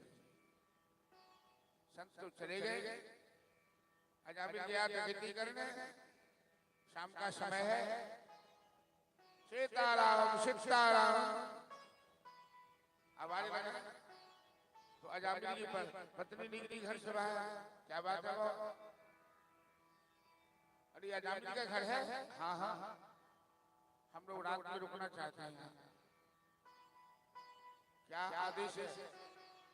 अजामिल की पत्नी कहती है हम सेवा करेंगे, आप रुक जाइए। भगवान की कृपा हुई, उसके मन में ऐसी भावना आ गई, नहीं तो बहुत महिला तक झाड़ू लगा बैठे बबतिया सबसे भगलक नहीं भगलक, झाड़ू से घरवा यदि अजामिल की पत्नी कहती बाबा जी को झाड़ू से घरवा देंगे तो अजामिल लड़क में होता, कहीं बाबा जो बन पड़ेगा सेवा कर। संतों ने आशा लगा, भोजन भी हुआ, रात्रि विश्राम में थे संत भगवान। संत तो सोते नहीं, रात भर माला जपते रहते। अजामिल डकैती करके लौटा, डकैती का स्वरूप मूछ, चंदन, क्या क्या पगड़ी, काला पगड़ी। संत भगवान ने देखा ये तो ये बाबा जी तो नहीं है, ये वैष्णव तिलकधारी तो नहीं है, इसका अन्न खा लिया, अब तो पाप लग गया। ये भगवान अब जब तक इसका उद्धार नहीं करेंगे तब तक तो हमें भी लड़के में जाना। संतों ने सोच लिया कि इस अधम अजामिल का उद्धार कैसे हो। प्रातःकाल सभी बढ़िया बिस्तर समेटे, संतों ने कहा अजामिल हम लोग जा रहे हैं, जाते जाते कुछ दक्षिणा दे दो। अजामिल हंसने लगा, ये बाबा ये कोई संत का घर नहीं है, मैं इलाके का मशहूर डाकू हूँ, अभी तक आपका बढ़िया बिस्तर कमंडल नहीं छीन लिया, यही तो मेरी दक्षिणा है, जाइए जाइए। संत भगवान हंसने लगे, कहने लगे अजामिल हम तुमसे दक्षिणा में रुपया पैसा नहीं मांगते हैं, तो तेरी पत्नी गर्भवती है और लड़का जन्म लेने वाला है, तुम कैसे कह सकते हो लड़का होगा कि लड़की? अरे विश्वास रखो लड़का होगा, तो तुम अपने लड़के का नाम नारायण रख लेना, बस यही मेरी दक्षिणा हो। अजामिल कहता है बाबा मैं अपने बच्चे का नाम कुछ भी रखूं, आपको क्या? कहा मेरे भगवान का नाम नारायण है, और तुम यदि अपने पुत्र का नाम लेकर पुकारेगा तो हमें खुशी होगी, इस बहाने तुमने परमात्मा का नाम तो लिया। अजामिल के मुंह से निकल गया ठीक है, मैं अपने होने वाले पुत्र का नाम नारायण रखता। संत भगवान चले, ये लकड़ सुना है, रास्ता दिखा दिया जाती है, अब परिणाम क्या होता है वो देखिए।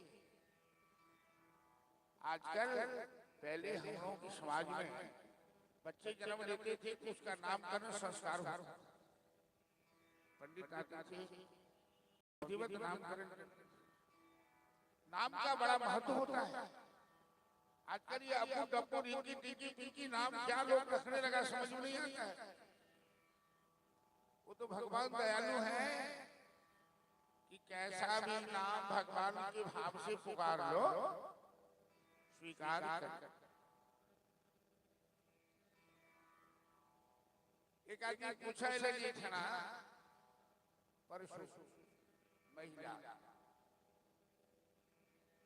के पति के नाम जे राधे श्याम है कई तो हमारा सबके की को रखता है, ये लोग अपना मिथिला में तो पति के नाम नहीं लेते। उनका हम कह लिया कि देखो आपका पति पत्नी एक ही थाली में बैठ कर खाई है, क्या थाली में खाई है तो नाम ले वो, लेकिन भगवान के नाम लेवा में हर जाता है।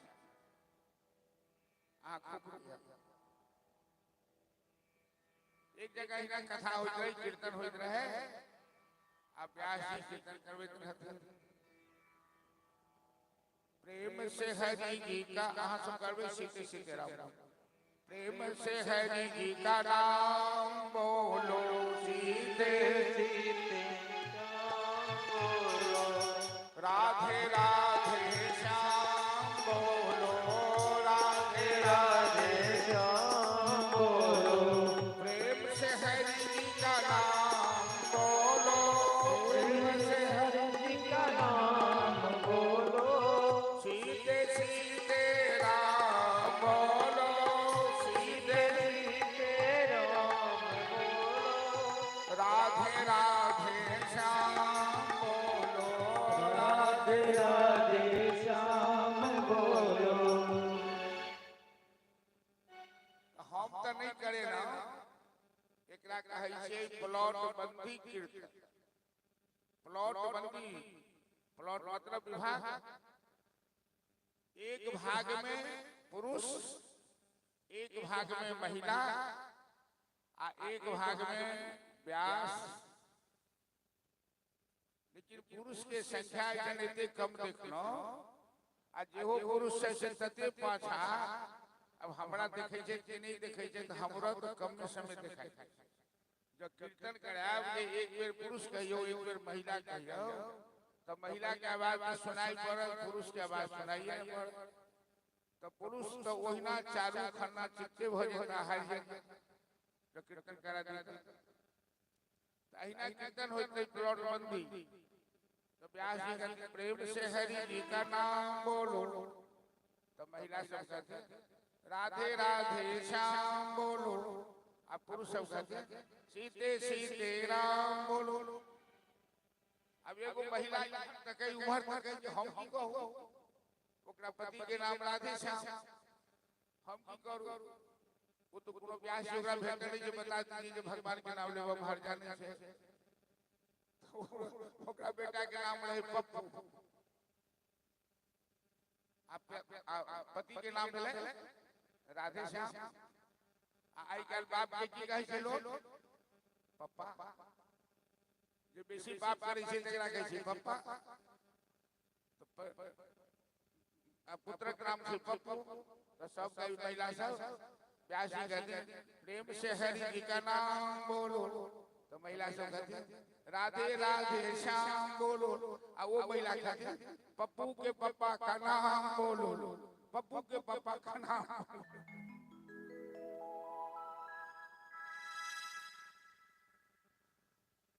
संत भगवान आजादी को यही मंत्र बता दिया कि तू बेटे का नाम नारायण रख तेरा कल्याण।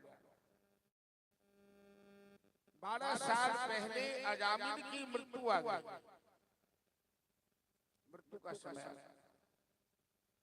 पापी पापियों की आयु क्षीण हो जाती।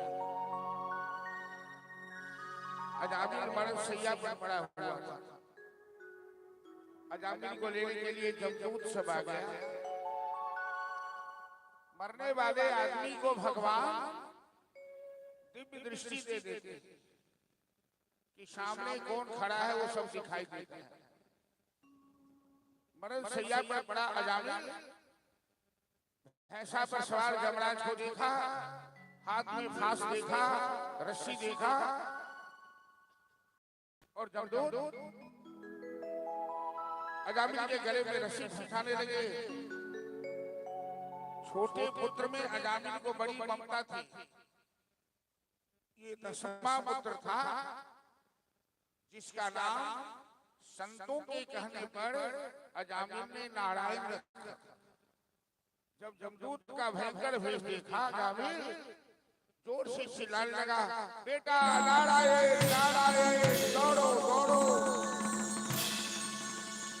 देखो मेरे सामने कौन खड़ा है। सुखदेव जी कथा सुनाते हुए कहते महाराज अजामिल का अपना बेटा तो नहीं सुना लेकिन नारायण के कान तक आवाज चली गई और अपने भक्तों को बचाने के लिए भगवान ने अपने पार्षदों को अपने दूतों को भेजा। जहां अजामिल पड़ा हुआ था जहां जमदूत पहले से खड़े हैं भगवान के दूत आ गए अजामिल तो चुप हो गया। एक तरफ भगवान का दूत भगवान जैसा सुंदर है, एक तरफ जमदूत का स्वरूप जमराज जैसा खड़ा है, भयंकर है। लेकिन थोड़ी सी अजामिल को थोड़ा सा संतोष है भगवान के दूत को। भगवान के दूत ने जमदूतों से पूछा कि तुम लोग कौन हो?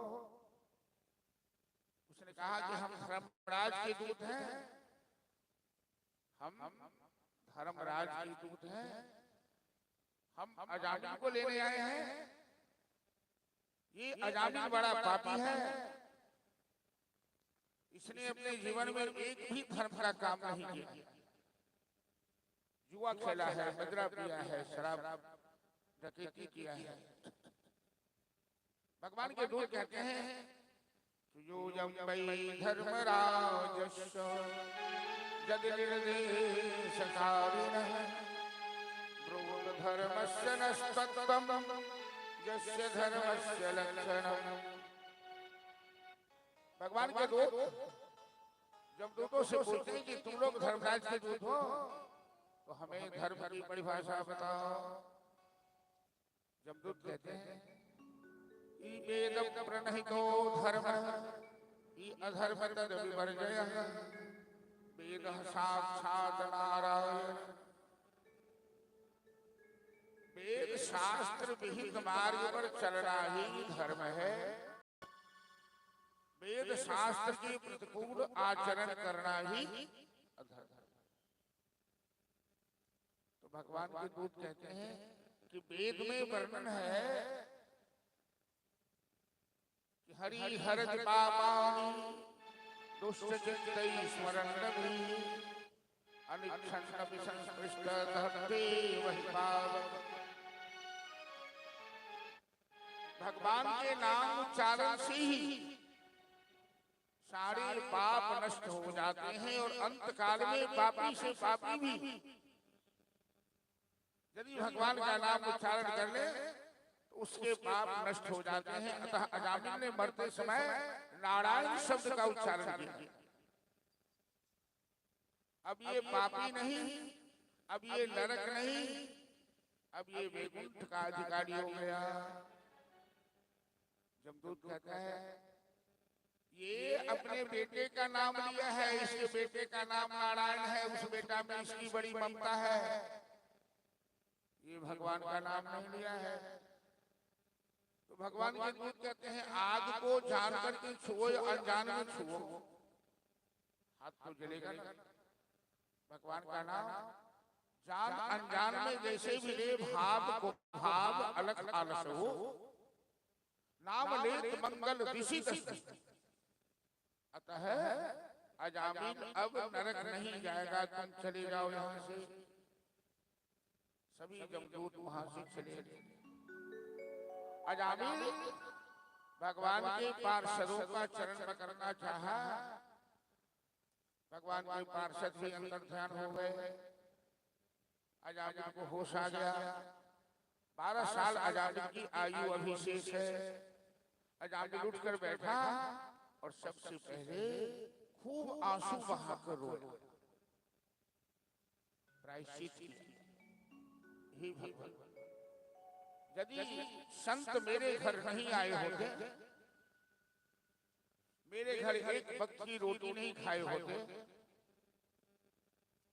और मेरे पुत्र का नाम नारायण नहीं होता, तो आज ये जमदूत न जाने मेरे साथ क्या क्या करता। हमें घसीट के ले जाता, हमें बेतरनी ले जाता, हमें नरक ले जाता, हमें कराह में डालता, हमें लोहे की डंडा से पीटता। 21 नरक लोक है, पता नहीं कितने जन्म हमें इस नरक में बिताना। इसलिए भरत मुनि ने राजा रघुवंश से कहा था कि बिना संत के दर्शन से जीवन सुखी नहीं हो सकता, चाहे कितना भी यज्ञ कर लो, तप कर लो, व्रत कर लो, दान कर लो, पुण्य कर लो। अजामिल ऐसी जीव का नाम है, अजा मतलब माया, जो भगवान को भूलकर हमेशा माया में लगा हुआ है। इसीलिए शास्त्र कहता है, संतों का कहना है कि दुनिया का सारा जितना भी कर्तव्य है, कर्तव्य का पालन तो करो, लेकिन भगवान को कभी मत भूलो। भगवान को याद करते रहो, उनका नाम लेते रहो, उनके नाम का कीर्तन करते रहो। संतन की संग लागे तेरी अच्छी बनेगी। चलिए कबीरदास जी का बड़ा सुंदर प्यारा सा भजन, संतन की संग लागे तेरी अच्छी बनेगी। और चंदा का लिस्ट भी यहाँ पहुंचा देंगे। इस भजन के बाद हम लोग चंदा की घोषणा करेंगे। और आप लोगों से आग्रह है, थोड़ा समय का ख्याल रखिए। यदि ज्यादा लेट करूंगा तो आप ही लोग छटपटाने लगेंगे। इसलिए 3 से 7 कथा का समय है, वैसे 7:30 को बज ही जाते हैं। थोड़ा समय आप समय का ख्याल रखते हुए 7 बजे कथा संपन्न हो जाए, ऐसा आप सब आदमी को सहयोग करना होगा। और आप लोग समय से आकर सहयोग करें को सफल होने में। और कल बावन भगवान की झांकी का दर्शन हम लोग करेंगे। भगवान बावना रूप धारण कर, बावन रूप धारण कर राजा बलि के दरबार में जाएंगे भिक्षा मांगने के लिए। तो कल हम लोग कल की कथा में बावन भगवान की झांकी का भी दर्शन करेंगे, बावन भगवान को भिक्षा भी आप लोग देंगे और समय से आने का कष्ट करेंगे, मेरा विशेष आग्रह है। अभी भजन सुनिए और चंदा की घोषणा उसके बाद हम लोग करेंगे। बोले संत भगवान की जय। संतन के संग लागे रे तेरी अच्छी बने। संतन के संग लागे रे तेरी अच्छी बने। संतन के संग लागे रे तेरी अच्छी बनेगी। संतन के संग लागे रे तेरी अच्छी बनेगी। तेरी अच्छी बनेगी, तेरी बिगड़ी बनेगी, तेरी किस्मत लगेगी। कोई गलपेरो बजवा के रे तेरी अच्छी बनेगी। कोई गलपेरो बजवा के रे तेरी अच्छी बनेगी। बनेगी अकेला के रे तेरी अच्छी बनेगी। अकेला के रे तेरी अच्छी बनेगी।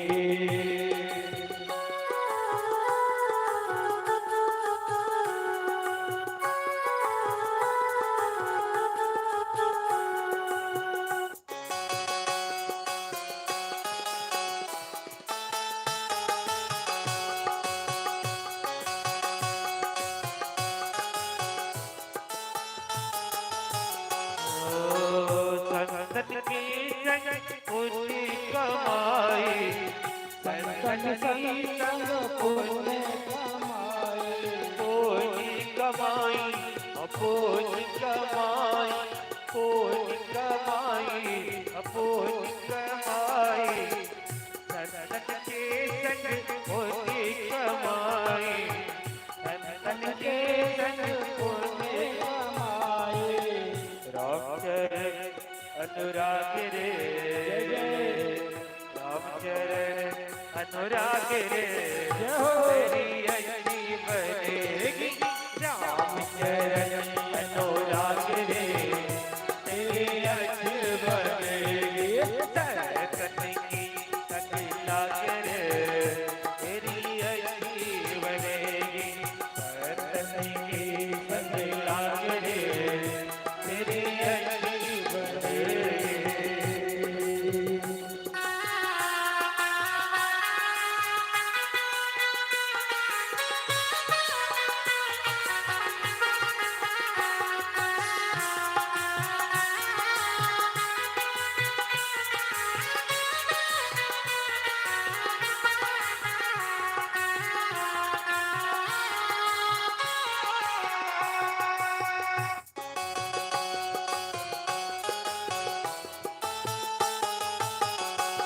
जय हो।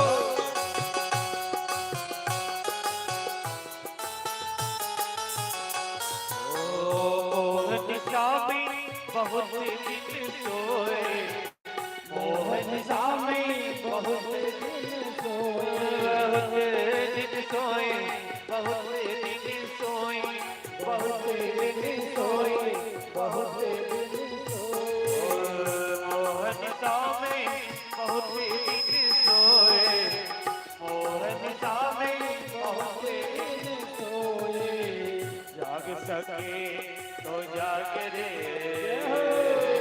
जाग सके तो जाग रे, तेरी अच्छी बनेगी, जाग सके तो जाग रे, तेरी अच्छी बनेगी, शरद नहीं तक लाग रे, तेरी अच्छी बनेगी, शरद नहीं तक लाग रे, तेरी अच्छी बनेगी।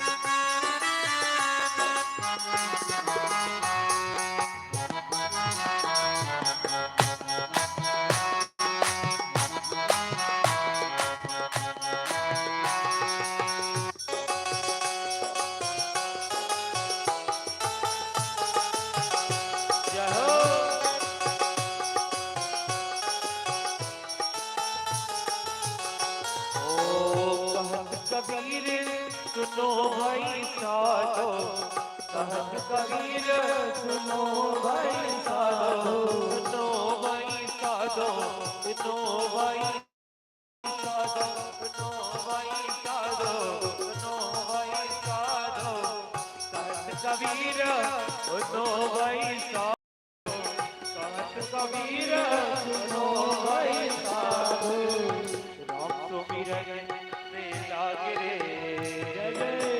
राम सुमिरन लाग रे, तेरी अच्छी बनेगी, राम सुमिरन लाग रे, तेरी अच्छी बनेगी, शरण की तक लाग रे, तेरी अच्छी बनेगी, शरण की तक लाग रे, तेरी अच्छी बनेगी, लाग रे, तेरी अच्छी बनेगी, करने के लाग रे, तेरी अच्छी बनेगी।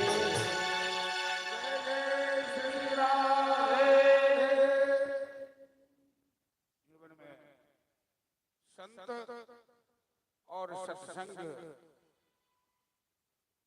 की महिमा हमेशा समझनी चाहिए। सत्संग का अनादर जीवन में कभी नहीं करना चाहिए। आज प्रारंभ काल में ही अब कथा सुन चुके हैं कि सती ने सत्संग का अनादर किया तो पिता के घर शरीर जलाना पड़ा, और पार्वती ने सत्संग का आदर किया तो महादेव के दिल को जीत लिया। यदि आप अपने जीवन में निरंतर सत्संग करते रहेंगे तो आपके जीवन का सर्वांगीण विकास होगा, आपको मान मिलेगा, सम्मान मिलेगा, प्रतिष्ठा मिलेगी। सत्संग जीवन को सुधारता है, आचरण को सुधारता है, व्यवहार को सुधारता है, प्रतिष्ठा दिलवाता है और भगवान से मिलवाता है। तो परमात्मा ने बड़ी कृपा करके 84 लाख योनियों में गधे, कुत्ते, बिल्ली नहीं बनाकर मनुष्य बनाकर भेजा है। और यदि हम इस मानव जीवन को सार्थक करना चाहते हैं तो हमें भगवान सत्संग का आदर करना होगा, संतों का आदर करना होगा और भगवान को स्मरण रखना होगा। निष्ठा है नहीं है? प्रहलाद जी, चंदा में कुछ विकास वो मत का हमें, वो मत का हमें उन्हीं की भाषा आम चंदा को सभा